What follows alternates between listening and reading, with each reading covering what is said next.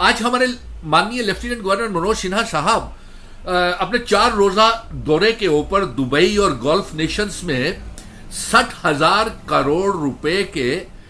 Memorandum of understanding हस्ताक्षर करने के लिए चले गए हैं, और जिसमें एमरा के साथ 5 लाख स्क्वायर फीट जमीन मॉल बनाने के लिए उन इन्वेस्टर्स को दी जाएगी, मॉल्स बनाने के लिए। अब कश्मीर को वो दुबई और फॉरेन इन्वेस्टर्स को दे रहे हैं। अब शर्तें क्या रखी है ये अभी तक हमारे जम्मू कश्मीर के लोगों को मालूम नहीं, ना कश्मीर ना जम्मू। और उसके ऊपर अफसोस की बात तो यह है कि जम्मू में जो 39 MOU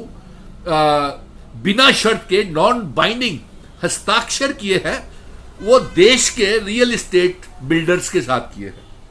और कश्मीर की जमीन जो दी जा रही है वो फॉरेन, दुबई, अरेबियन कंट्रीज, न जाने किस किस के साथ हस्ताक्षर किए जाए, क्योंकि राज्यपाल साहब के जो प्रेस विज्ञप्ति आज निकली है वो कह रहे हैं कि फॉरेन इन्वेस्टर्स बहुत खुश है जम्मू कश्मीर में। लेकिन हम ये कहते हैं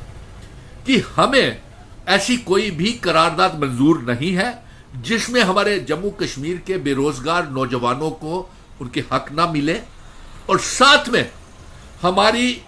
लैंड सुरक्षित ना हो, हमारे जम्मू कश्मीर महाराजा हरि सिंह जी की रियासत नीलाम ना हो, और हमारी डेमोग्राफी में कोई बदलाव ना आए। और बड़ी विडंबना की बात है कि जम्मू में रियल एस्टेट बिल्डर्स का पूरे देश के आ रहे हैं बाहर से, बिना डोमिसाइल के उनको कम दामों के ऊपर जमीनें दी जा रही हैं, और कश्मीर में बाहर के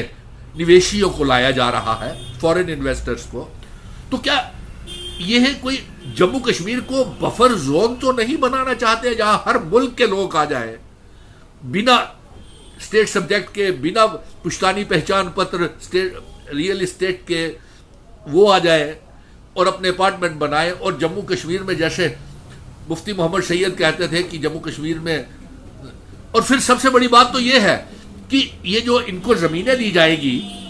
ये दुबई के इन्वेस्टर्स, फॉरेन के इन्वेस्टर्स, तो क्या मालूम कि इनके कनेक्शंस जो है किन किन एजेंसीज के साथ है, हवाला के साथ है, ISI के साथ है। ये एक बहुत बड़ा खतरा हमारे जम्मू कश्मीर के लिए और सुरक्षा बलों के लिए बन सकता है। और साथ में हम ये कहना देना चाहते हैं कि जब हमारी चुनी हुई सरकार आएगी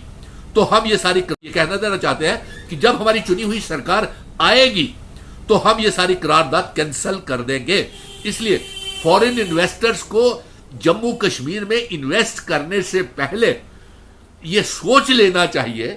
कि जम्मू कश्मीर के अवाम, और अफसोस की बात तो यह है कि हमारा यह भी कहना है कि कश्मीर के नेताओं से भी,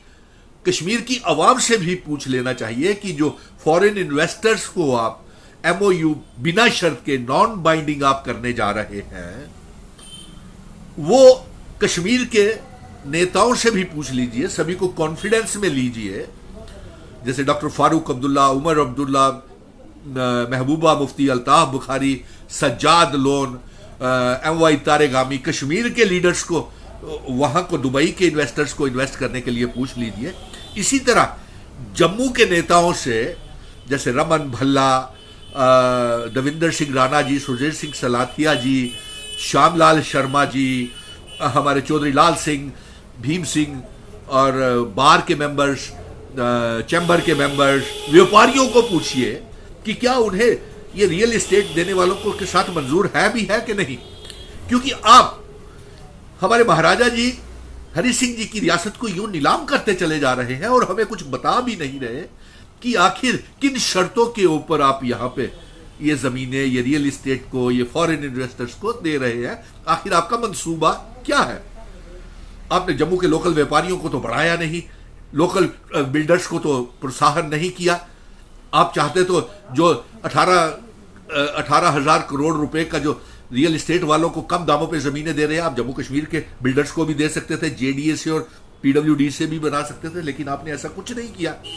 तो एक अजीब सा माहौल आपने जम्मू कश्मीर को नीलाम करने के लिए खड़ा कर दिया है। लेकिन हम ये बता दें कि जब चुनी हुई सरकार जम्मू कश्मीर में आएगी तो हम ये सारे करारदाद, ये MOU, ये डोमिसाइल और सारे फैसले रद्द करेंगे। और जो बाहर से इन्वेस्टर्स जम्मू कश्मीर में इन्वेस्ट करने के लिए आ रहे हैं वो भी सोच ले कि हम यहां पे एक भी इंच जमीन उनको नहीं देने वाले हैं।